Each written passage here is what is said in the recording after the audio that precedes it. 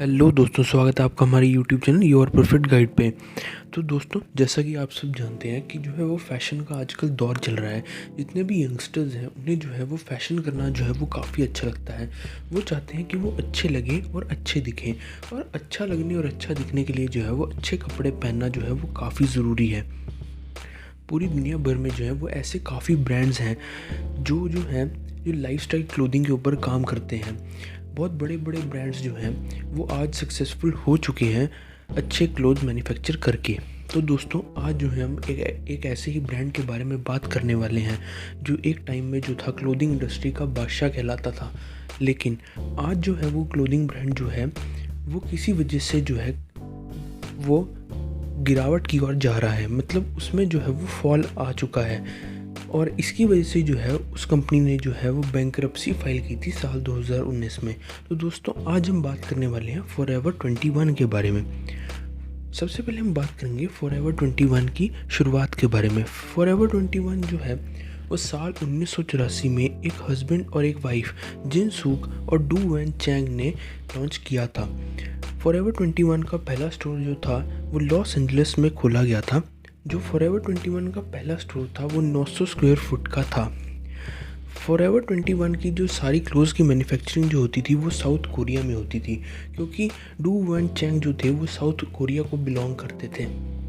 Forever 21 brand जो था वो फास्ट फैशन के ऊपर काम करता था, और अपने पहले ही साल में इस ब्रांड ने जो था वो $7 लाख की सेल्स की थी।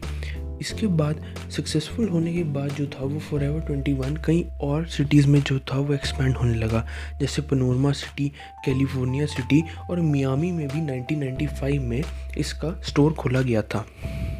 साल 2001 में कनाडा में फॉरएवर 21 का पहला इंटरनेशनल स्टोर खोला गया था।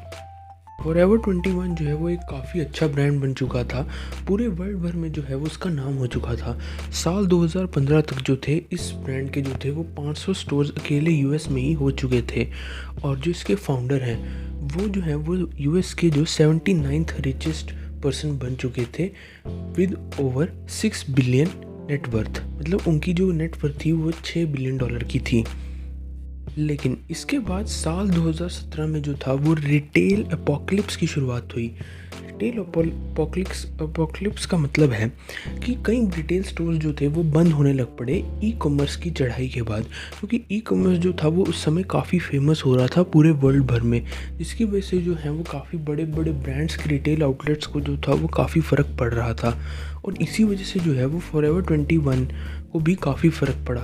उन्हें साल 2017 में अपने 8200 स्टोर्स को बंद करना पड़ा, और वहीं 2018 में जो था वो लगभग 6000 स्टोर्स को बंद करना पड़ा। और इसी ई कॉमर्स के रैपिड बढ़ने की वजह से जो था वो फॉरएवर 21 को जो था वो चैप्टर 11 बैंकरप्सी फाइल करनी पड़ी साल 2019 में, और उन्होंने 40 कंट्रीज़ में जो था वो अपना ऑपरेशंस जो थे वो बंद किए साल 2019 में ही, और करीब करीब 350 स्टोर्स जो थे वो बंद करने पड़े उनको। और तो इस तरह जो था वो कंपनी को एक डाउनफॉल देखने को मिला। लेकिन अब हम बात करेंगे दोस्तों कि कंपनी को ये डाउनफॉल जो है वो किन कारणों की वजह से देखने को मिला। मतलब कंपनी के डाउनफॉल के जो मेन रीजंस थे वो क्या थे। तो दोस्तों, जो हमारा सबसे पहला रीज़न निकल के आता है वो है टू मैनी स्टोर्स और टू मच स्पेस का। फॉरएवर 21 के जितने भी स्टोर्स थे वो काफ़ी बड़े स्टोर्स थे। मतलब वो जो थे वो एरिया वाइज काफ़ी बड़े थे, और जितने बड़े स्टोर्स होते हैं उतना ही उनका ज़्यादा रेंट होता है। फॉरएवर 21 के जो थे वो कई अच्छी जगह, जैसे न्यूयॉर्क के टाइम स्क्वायर्स में ऐसी अच्छी जगह जो थे वो काफ़ी बड़े बड़े स्टोर्स थे। न्यूयॉर्क के टाइम स्क्वायर में फॉरएवर 21 का 91,000 स्क्वायर फीट का स्टोर था। इन सब बड़े बड़े स्टोर्स के जो हैं वो रेंट भी काफ़ी ज़्यादा होते हैं, जिसकी वजह से जो होता है वो कंपनी को खर्चा पड़ता है। और वहीं फॉरएवर 21 जो था वो अपनी एक्सपेंशन जो था वो काफ़ी फास्ट कर रहा था। उन्होंने 7 स्टोर से 47 स्टोर खोले से केवल सिर्फ 6 सालों में। मतलब उन्होंने 6 सालों में जो था वो 40 कंट्रीज़ में जो था वो अपने ऑपरेशंस को बढ़ाया। इन्हीं ऑपरेशंस को जो था वो लगातार बढ़ा रहे थे और हर जगह जो थे उनके स्टोर जो थे वो काफ़ी ह्यूज इन साइज़ थे और इसकी वजह से जो था कंपनी का खर्चा बढ़ता जा रहा था। और वहीं जब साल 2017 के अराउंड रिटेल अपोकलिप्स आया, उसकी वजह से जो था वो कंपनी की सेल्स को काफ़ी फ़र्क पड़ा, जिसकी वजह से जो था वो कंपनी को काफ़ी लॉस बेयर करना पड़ा। और ये जो था एक सबसे बड़ा कारण था कंपनी के बैंकरप्ट होने का। इसके बाद जो नेक्स्ट हमारा रीज़न निकल के आता है वो है week focus on e commerce. Company जो थी वो ई कॉमर्स पे जो थी वो कम ध्यान देती थी। कंपनी जो थी वो अपनी टोटल सेल्स में से सिर्फ 20% जो थी वो ई कॉमर्स पे करती थी, बाकी सेल्स जो थी वो ऑफलाइन के थ्रू करती थी। मतलब कंपनी जो थी वो इंटरनेट के टाइम में भी जो थी वो ऑफलाइन हैवी होने की कोशिश कर रही थी, वो ई कॉमर्स पे जो थे वो कम ध्यान देते थे।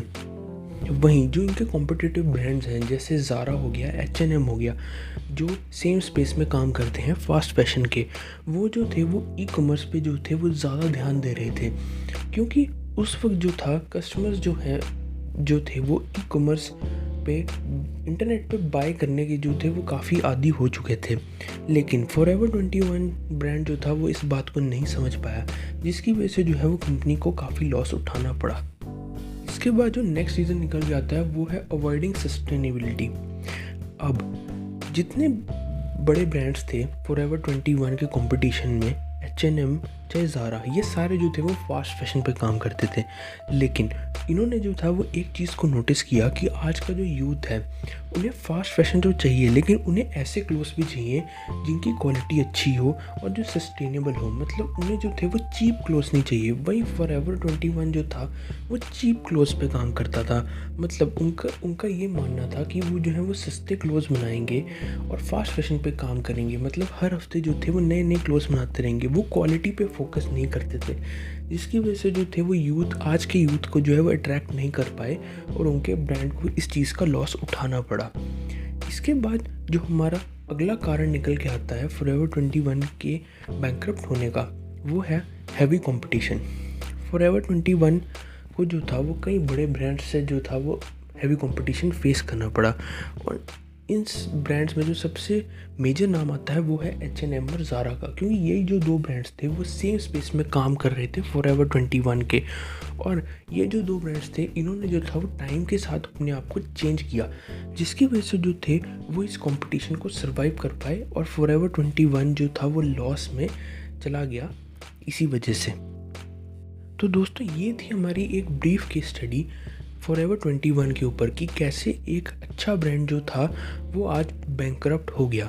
तो दोस्तों अब हम जल्दी मिलेंगे एक नई वीडियो के साथ, तब तक के लिए गुड बाय।